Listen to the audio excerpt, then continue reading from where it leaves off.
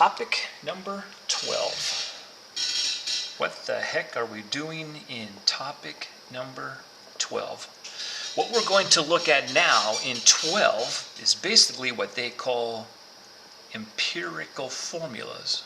Empirical formula. And the nice thing about empirical formulas, my friends, there's only two types that we get to deal with. So types, I'd go 2. Don't worry, I'll explain more detail what these things are and what we're doing as I go through these two types. The first type of empirical formula, if you take a look at the word, obviously we're going to write some formulas. This is the word that's kind of new and confusing. Empirical simply means the simplest or the reduced formula.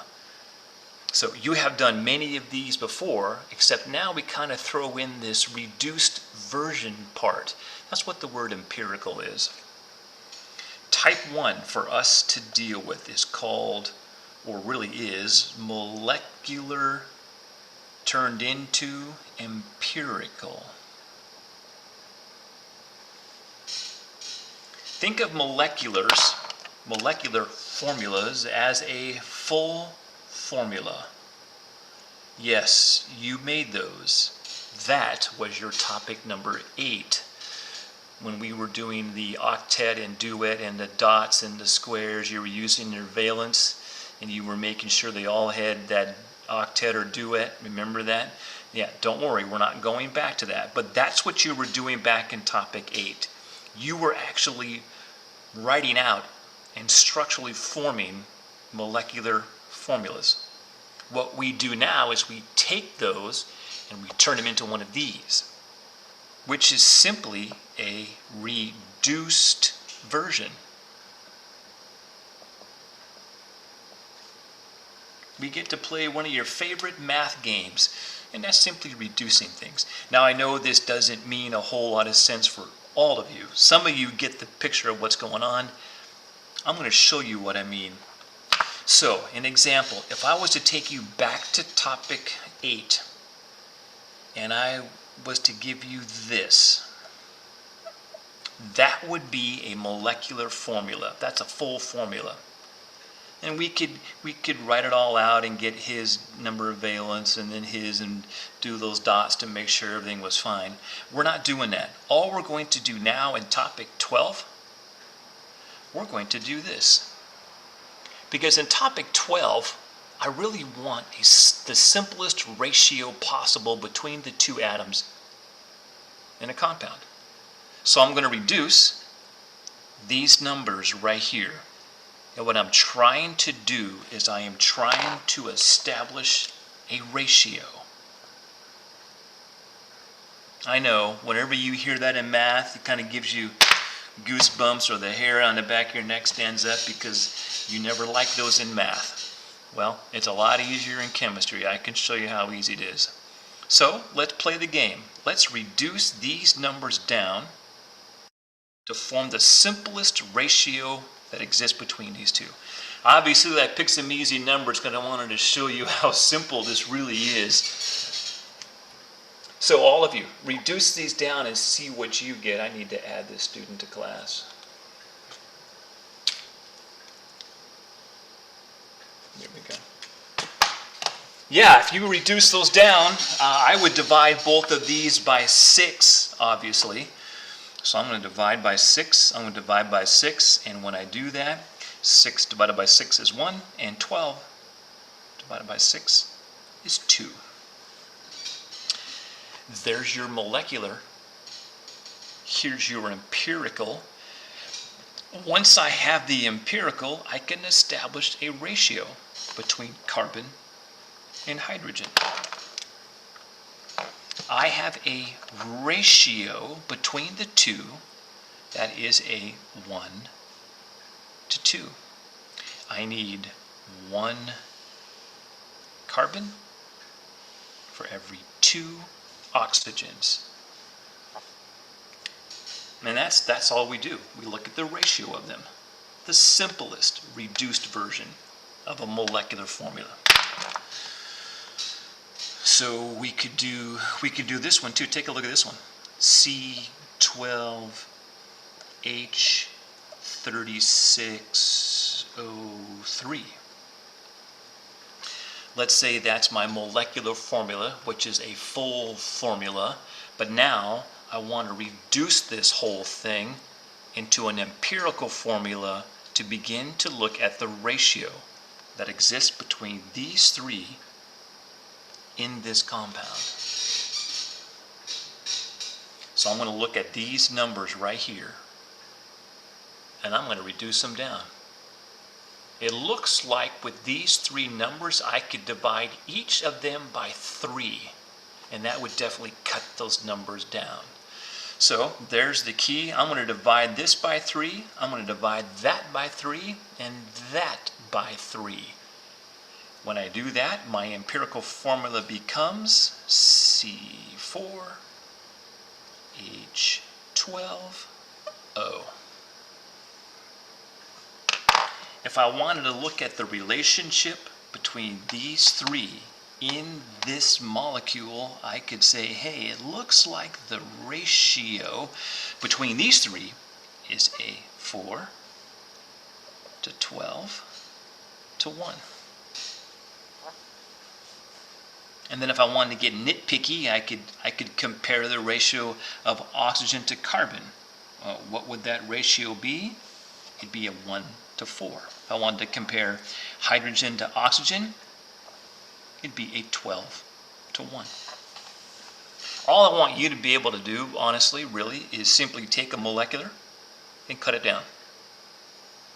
That's all I want you to do. I'm not going to ask you questions about the ratios, but that's what it shows you. So here you go. All of you, just try this one. Take this molecular formula with those beautiful numbers in the lower right-hand corner and turn it into an empirical, and that's it.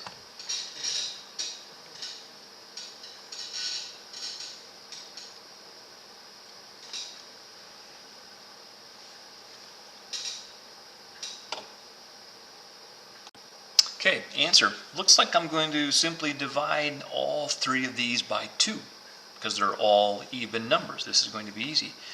10 divided by 2 is a 5. 22 divided by 2 is 11. And the nice thing is 2 divided by 2 is a 1. Somewhere in these molecules there is going to be a 1 ratio. There's going to be the smallest possible one.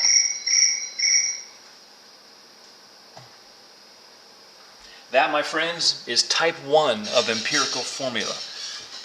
Kind of wish chemistry would always be this easy, and I know it's not. Well, that's just part 1. Part 2 is a little different story, but that's it. That's all I want. Take this, turn to that. Now, the second type of an empirical formula. Now, that's a different story. I'm glad you're here. It's not that bad, but you have to be able to use topic 11. And if you can't, that's going to cause a problem. But let me show you. Let me show you. Okay, let's take a look at type 2 in terms of empirical formula. Remember back to the good old days? Oh, was it topic 9? I would have you guys do this. I would say, hey, can you guys take iron and add it to oxygen? And could you please put the 2 together? Remember topic 9 where we were combining atoms? And I would ask you, hey, so what goes here and what goes here? And this is what you did. You went to your table. You found oxidation numbers for the 2 atoms, and you dropped in cross if you needed. You see good old iron there has that bold 3. Remember that? I told you, yeah, take that 3 that's in bold and put it on top. Now check out the oxygen. Remember this? You'd go find oxygen. You would grab his only negative oxidation number, which would be -2. And then I would ask you, hey, is that good or bad? Which means, do they add up to 0 right off the bat? And you would say, no, they don't, that's bad. And then I would ask you, okay, so how do you fix it? Drop and cross, remember that? Drop and cross, drop and cross, drop and cross. So you would drop those two signs and you would simply cross the numbers. So the 2 would go here and the 3 would go here. Remember that? And so you would say, hey, Sticks, man, the formula is, oh, that looks kind of nasty. The formula is, here, I'll just redo it. The formula is Fe2O3. Perfect. But now we don't use oxidation numbers. We actually don't need oxidation numbers. We can figure out what goes here and what goes here if we know the moles, I had to say it, if we know the moles of Fe and if we know the moles of oxygen and find the ratio between the two. And okay, here's why we have to do this. If you think back to topic 9, I told you, hey, you know, just grab the bold. Don't even look at the 2 and the 6. Well, unfortunately, that's not the way the real world works. We have to incorporate the 2 and the 6 when we do these things. So, it's possible to figure out the numbers that go in the corner by finding the moles. Okay, now watch this. So, here's the steps that you have to take. Very short list. Take a look at the steps. And basically, you have 3 of them. In the original problem, they have to give you the grams of these 2 substances on the left. They have to give you the grams. But you know, when I was first teaching you topic 11 and I was using these M&Ms, I told you, you know something, hate to tell you this, but matter combines atom for atom, not gram for gram.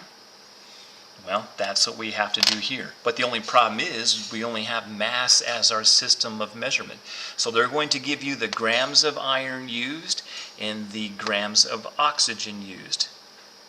Well, that's nice, but I got to turn those grams into moles. So your very first step is to change the grams into moles for whatever they give you to start with. That's on the left-hand side. Second thing, once you have the moles of both of these atoms, you then have to identify the smallest mole value, and I'll show you what that means. Because what you're trying to do is you're trying to establish a ratio, because that's all these things represent basically. 2 atoms of Fe to 3 atoms of oxygen, which is a ratio of 2 to 3. Third thing, that's exactly what you have to establish. You have to establish a ratio that exists between the 2 in this example. And that becomes your formula. How do you do number 3? You simply divide by the smaller mole value.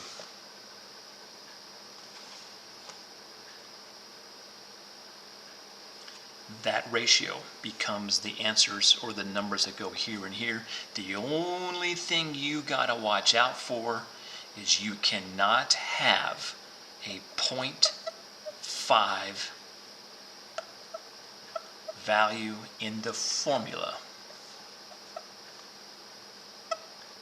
If you do get a 0.5, you will have to definitely times it by 2, because timesing 0.5 by 2 gives you a value of 1.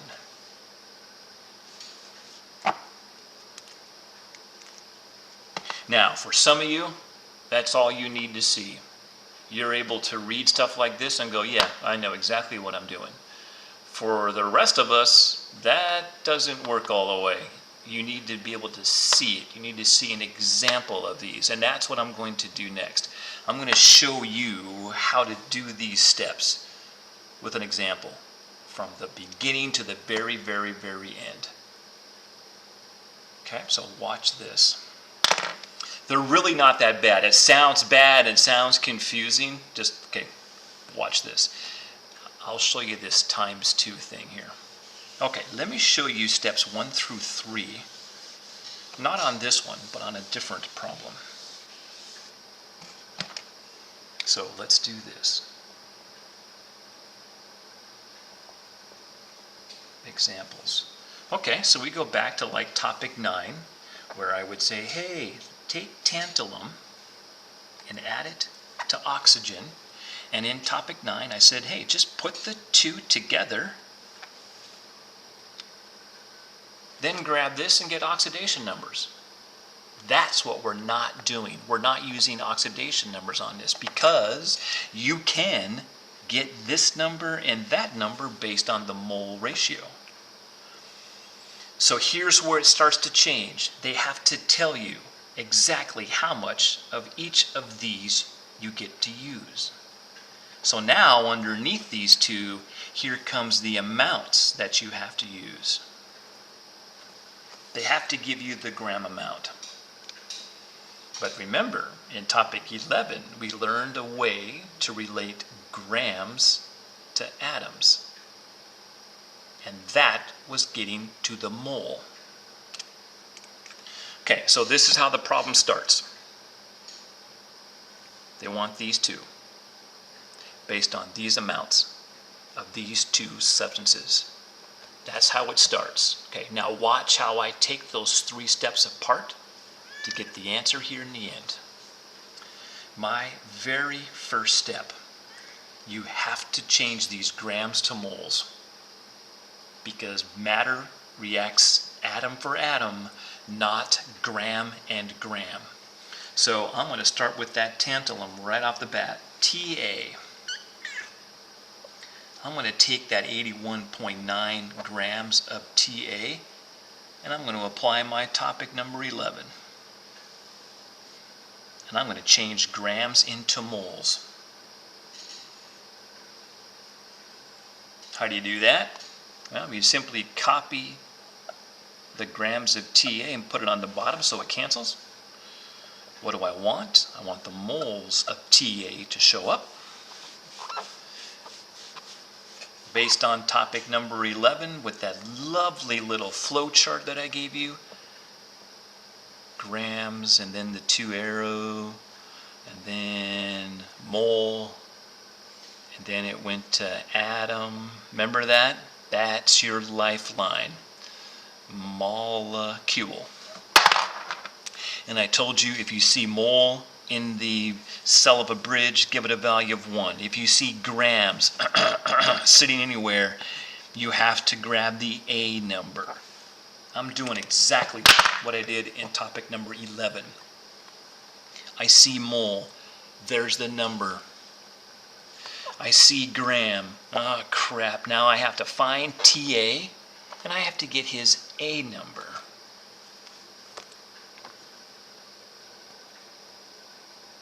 And I'm going to round that off like I've been, well, hello, princess. Get off of my, move your tail.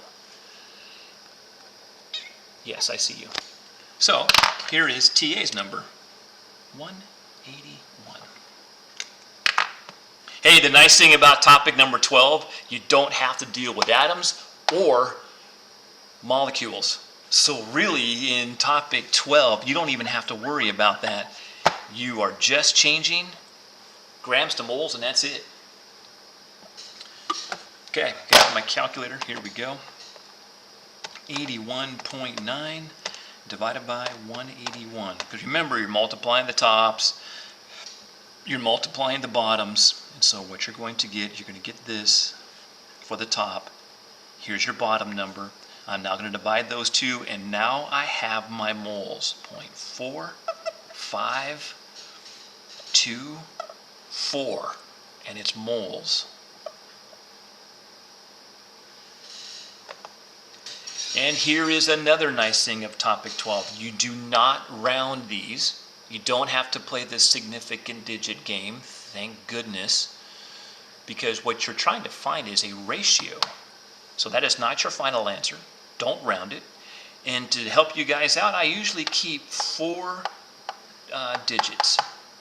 I work with just 4. There's tantalum. Got it. Oxygen. I'm going to deal with that guy now.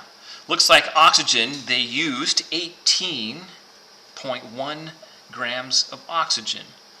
Well, that's fine. But matter doesn't go gram by gram.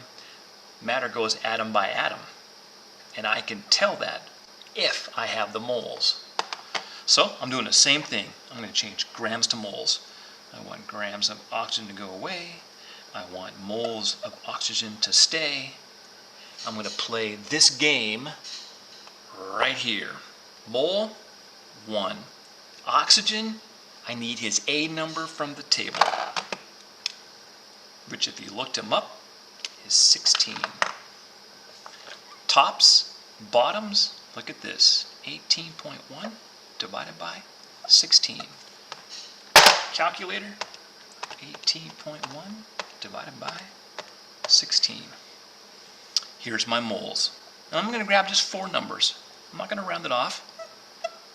I'm going to grab 4, and that's enough.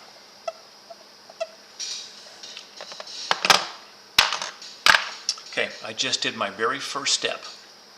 And I told you your very first step is to change grams to moles. Got it. I've got the moles of TA, and I've got the moles of oxygen. Step 2. I said to you in those steps, identify the smallest mole value. So you look over here and you find the smallest one. Well, obviously it's this one. That's the smallest mole value between the two. Step 3, I told you, all right, divide by that small mole number to get your ratio. So what I do now is I do this. Here's the smaller of the two. I'm going to take this and I'm going to divide it into both. I know it's kind of like, why am I dividing that number by itself? That's because you're establishing a ratio. So I'm going to divide by 0.4524. And yeah, the value I get obviously is a 1. I'm going to do the same thing with this one. I'm going to divide by 0.4524. I don't know. I'm going to get out my calculator. Divide by 0.4524. Okay, here's what I'm talking about. In my calculator, I see this. I see 2.5. Here's that 0.5 that I mentioned about, and I'll show you what to do with that here in a second. Okay, so here's your ratio between the two. Looks like we have got 1 tantalum. I'm going to put that right here. Looks like we have 2.5 oxygens, which goes right here.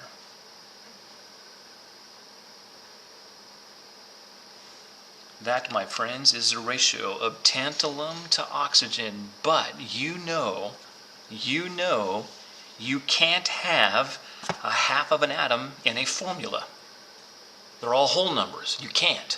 And that's where I mentioned to you, multiply it by 2. You can't have a half. So I'm going to multiply that by 2. Well, what's 2 times 2.5? That becomes just 5. If you multiply this one by 2, you have to multiply the other one by 2 as well, because you have to be fair and even. And 2 times 1 is 2. And that is your final answer.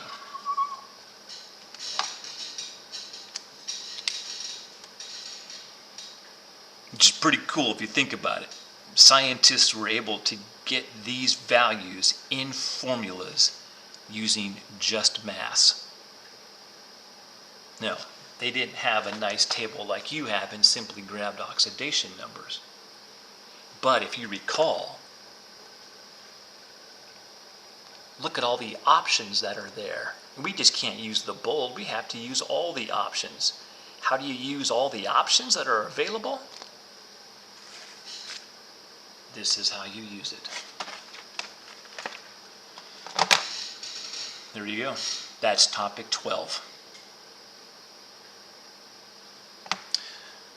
The only tricky part is when that 2.5 or 1.5, where that 0.5 shows up basically. That's always a tricky part. And no, it's not always going to be there. Sometimes it's a beautiful, straightforward combo.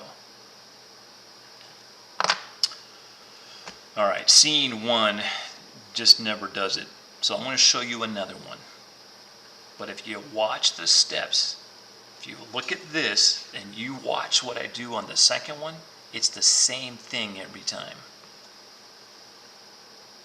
Okay, before I erase this, any questions as of now?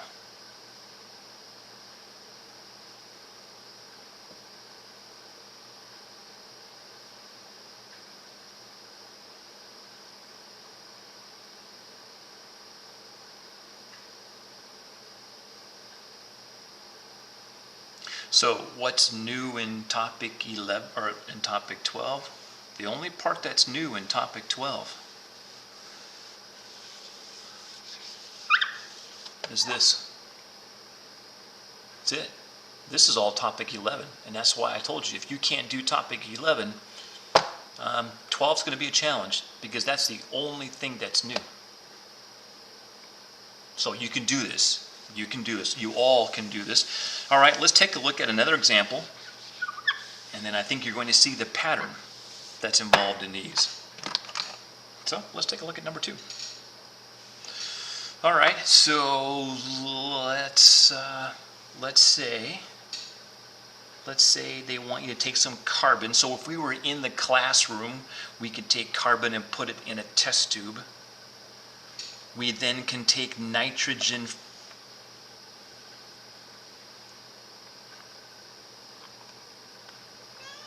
from the room air, and we could get these two. Could you move the tail? We could get one substance, and our goal would be to find, okay, so what number goes there and what number goes there? What is the empirical formula? But to do that, they always have to give you the mass. All right, so carbon, let's say that they told you to go get 18 grams of him. Nitrogen, let's say they told you, all right, well, you get to use 21 grams of nitrogen.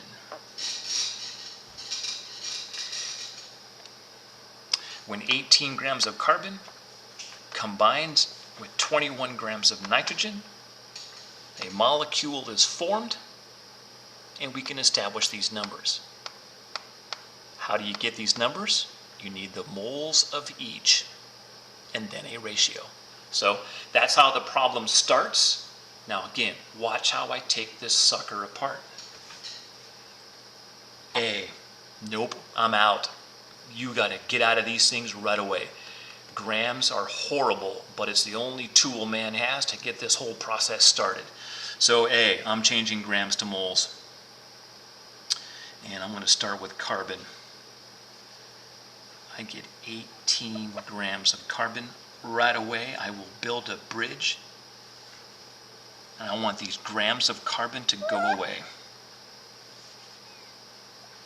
I need moles. Just like topic 11, I told you, you ever see mole in the cell of a bridge? 1. You ever see grams of a substance? Get out that table and find his A number that we have been using since topic number 4. It's 12. I'm going to complete the math. 18 times 1, 1 times 12. I'm going to get out my calculator. which if you look at this you're not going to need, but I'll do it anyhow. 18 divided by 12 is going to be that 1.5. Okay, I got it. Carbon's mole value is 1.5 moles. There.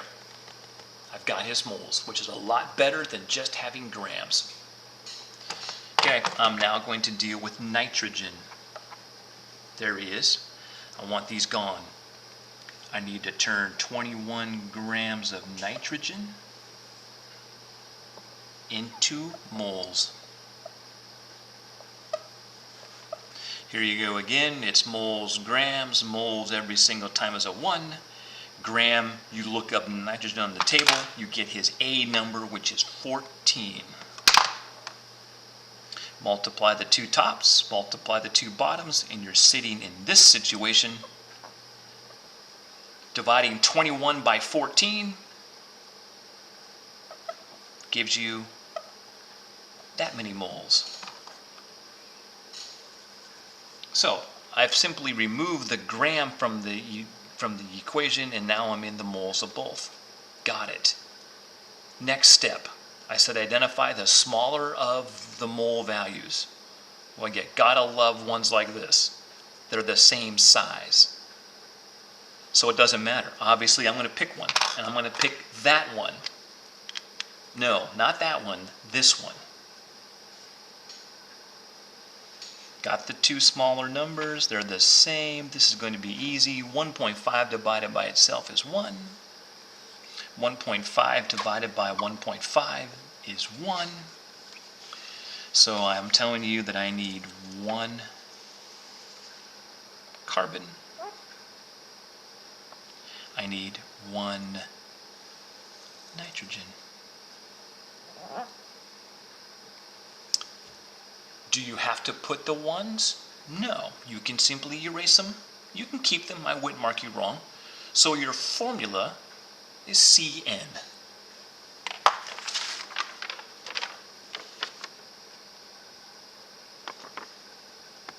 Oh yeah.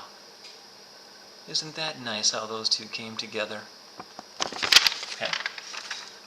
Plus, my friends, you would have a difficult time using oxidation numbers with these two because they're both nonmetals.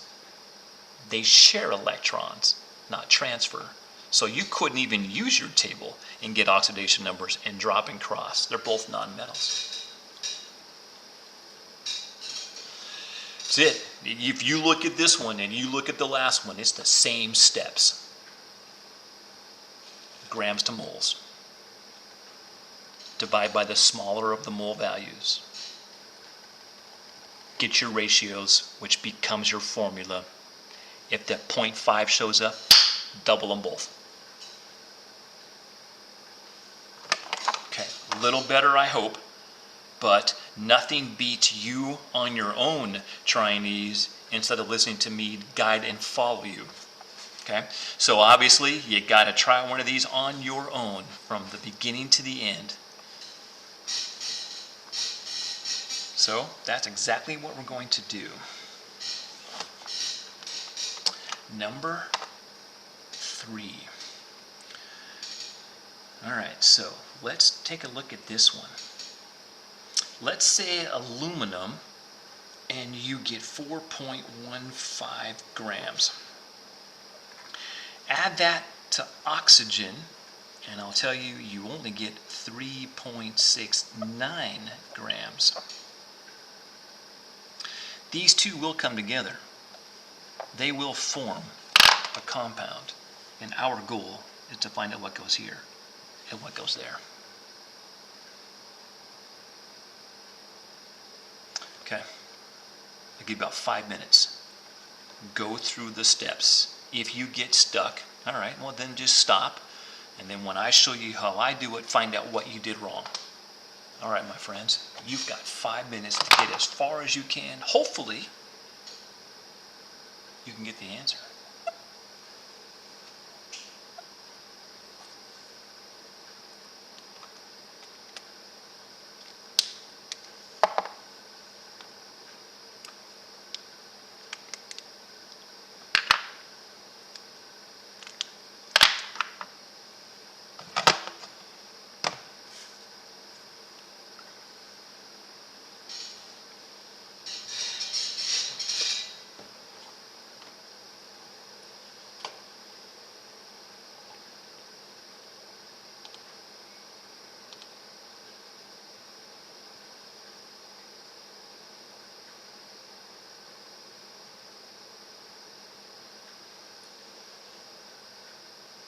Okay, watch me take it apart. Hopefully we match in the end. If you'll notice, it's the same steps every single time. Okay, here we go. Right away, I'm going to take care of aluminum.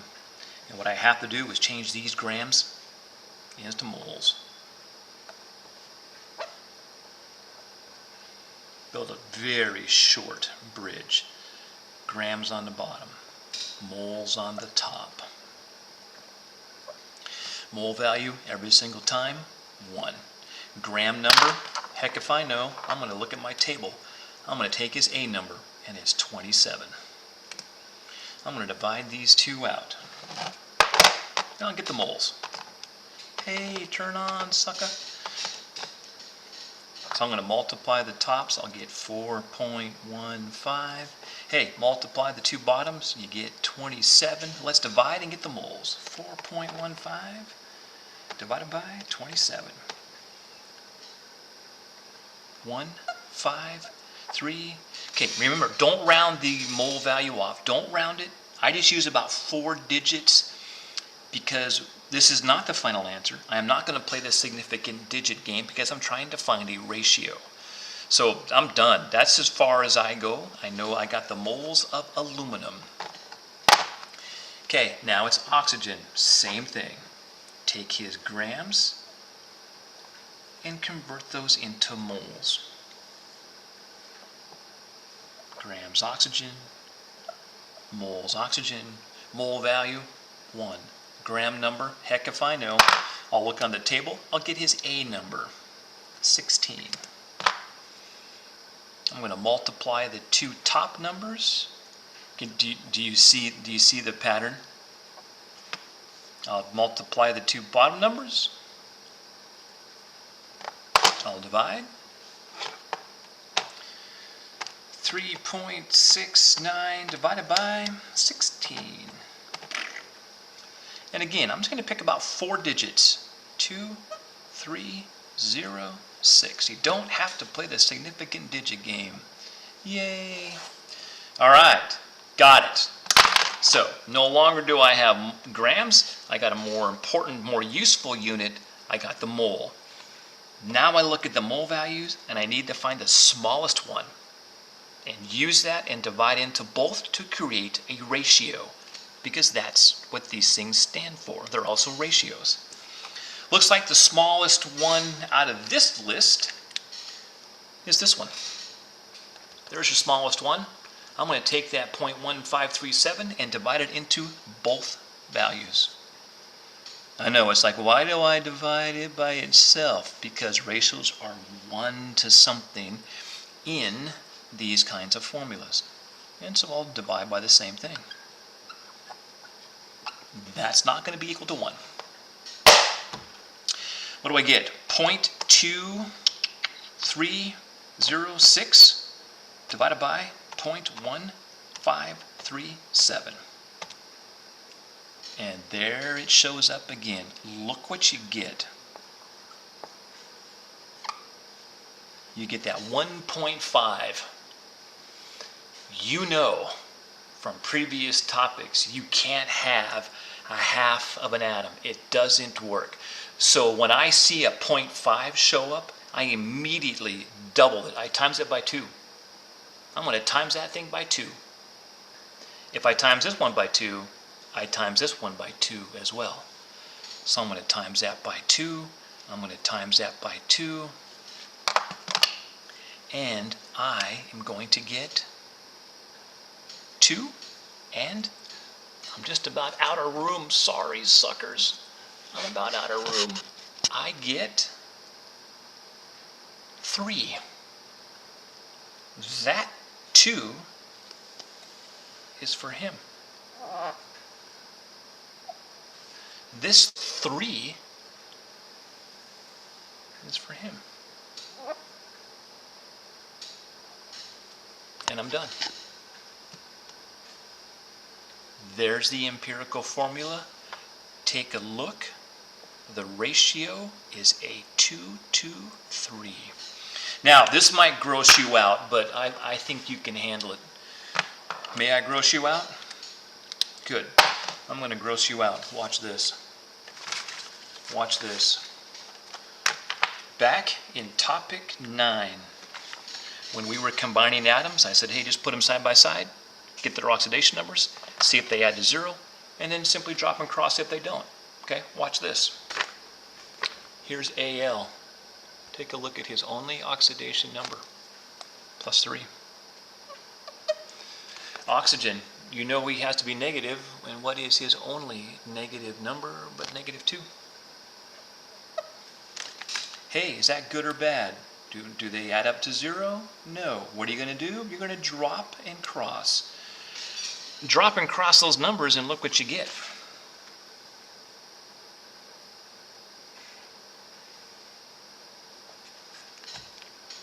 Still was the same. That's pretty freaking sweet, man. Even the oxidation numbers give you the same values down here, as if you started with mass and turn them into moles and get the ratio. You'll get the same numbers down there. They didn't have this table like you had when it comes to combining things. Scientists had to do it using a scale, which was mass. Okay.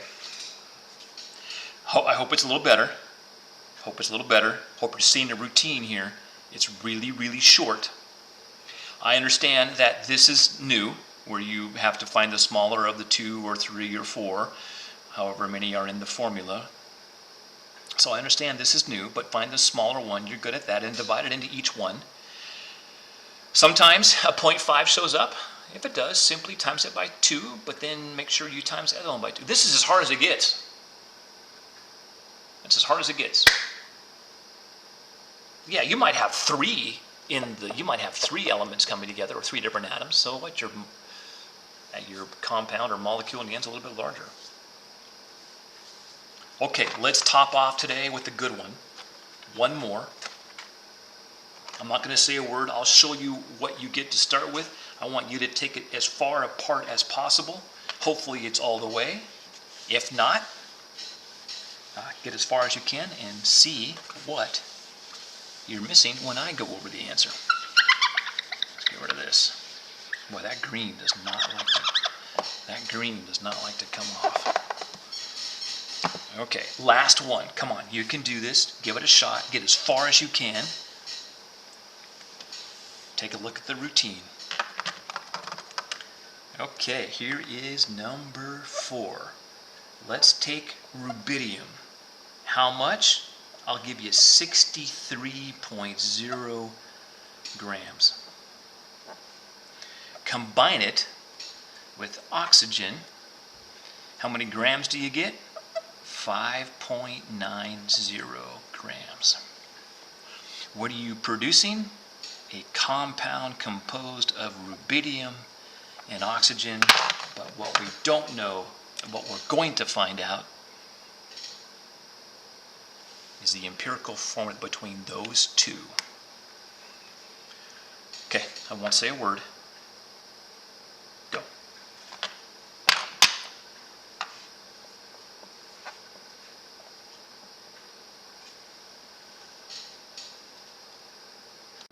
Okay, let's see what you got. Let me get rid of my go. Get rid of that. Okay, same steps, man.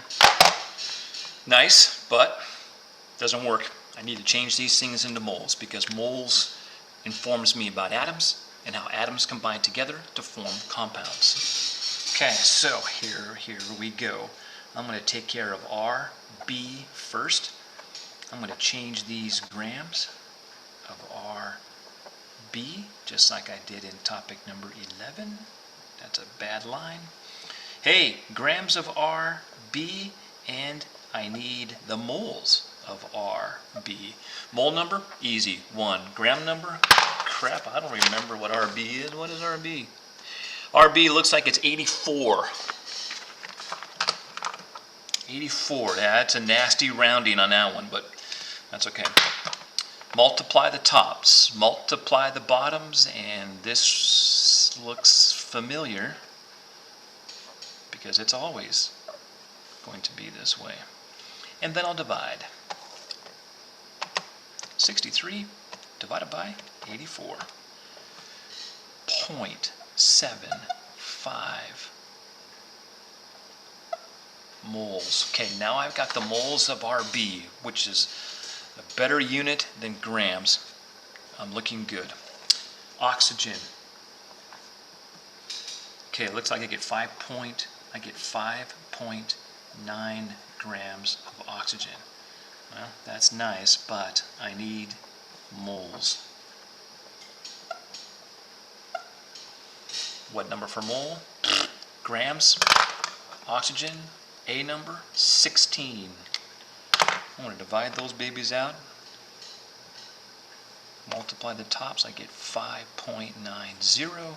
The bottoms, I get 16. Okay, here comes my mole number, which will put me in the driver's seat. 5.9 divided by 16.367. I'm just going to take 4. That's plenty.